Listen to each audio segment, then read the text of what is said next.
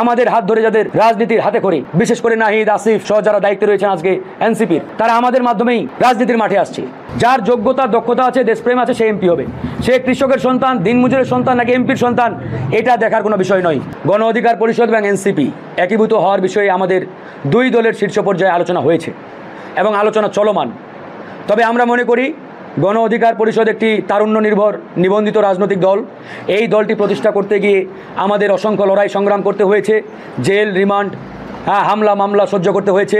অনেক ত্যাগ তিতিক্ষার বিনিময়ে আজকের এই গণ অধিকার পরিষদকে আমরা দাঁড় করিয়েছি, এই পর্যন্ত নিয়ে আসছি। গণ অধিকার পরিষদ কিন্তু অন্যান্য দলের মতো 5 স্টার হোটেলে কিংবা ওই এসি রুমে বসে ঘোষণা দেওয়া কোনো রাজনৈতিক দল নয়। এই দলটি বাংলাদেশের ইতিহাসে একটি ভিন্ন মাত্রার, ভিন্ন আঙ্গিকে প্রতিষ্ঠা হওয়া রাজনৈতিক দল। আমরা রাজপথে আন্দোলন সংগ্রামের মাধ্যমে গড়ে উঠেছি। সুতরাং এদেশের গণমানুষের প্রত্যাশা রয়েছে, আকাঙ্ক্ষা রয়েছে আমাদের মাধ্যমে একটা পরিবর্তনের স্বপ্ন দেখার। মানুষ মনে করে এই যে তারুণ্যের শক্তিগুলো রয়েছে, এই তারুণ্যের শক্তিগুলো বিচ্ছিন্ন না থেকে তারা যদি ইউনাইটেড হয়, ঐক্যবদ্ধ হয়, তাহলে এদেশের রাজনীতিতে একটা গুণগত পরিবর্তন এই তরুণদের মাধ্যমে আসবে। তাই তারা আমাদেরকে এক জায়গায় দেখতে চাই।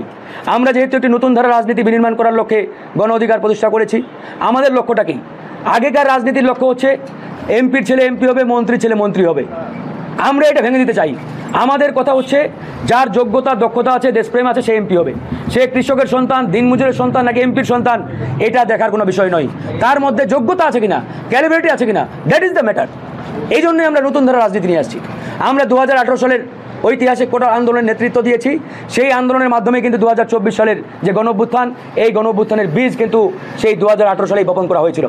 আমরা 18-য় নেতৃত্ব দিয়েছি, আর 24-এ আমাদের ছোট ভাইয়েরা আমাদের হাত ধরে যাদের রাজনীতির হাতে করে, বিশেষ করে নাহিদ, আসিফ সহ যারা দায়িত্বে রয়েছেন আজকে এনসিপির, তারা আমাদের মাধ্যমেই রাজনীতির মাঠে আসছে। তো এখন তাদের লক্ষ্য নতুন রাজনীতি, নতুন ধারার রাজনীতি, নতুন বন্দোবস্ত। আমাদের লক্ষ্যও একই। সুতরাং তাদের যে মিশন ভীষণ, আমাদের মিশন একবারেই কাছাকাছি। এই জন্য জনগণ মনে করে এই তারুণ্যের রাজনৈতিক দলগুলো আলাদা না থেকে এক জায়গায় আসলে দেশ জাতির জন্য মঙ্গল।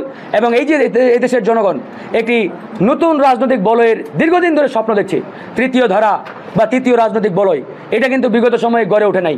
অনেকেই চেষ্টা করেছে।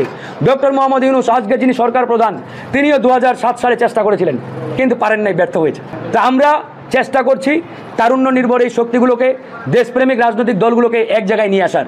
এখানে শুধু এনসিপি গণ অধিকার না, আরও যারা তারুণ্য নির্ভর দল আছে তাদেরকেও আমরা একটা জায়গায় নিয়ে আসতে চাই এবং সামগ্রিকভাবে সবাই ঐক্যবদ্ধ হয়ে আমরা একটি নতুন রাজনৈতিক ধারা সৃষ্টি করে আগামীতে এই বাংলাদেশকে নেতৃত্ব দিতে চাই। সেই লক্ষ্যে আমাদের আলোচনা চলছে।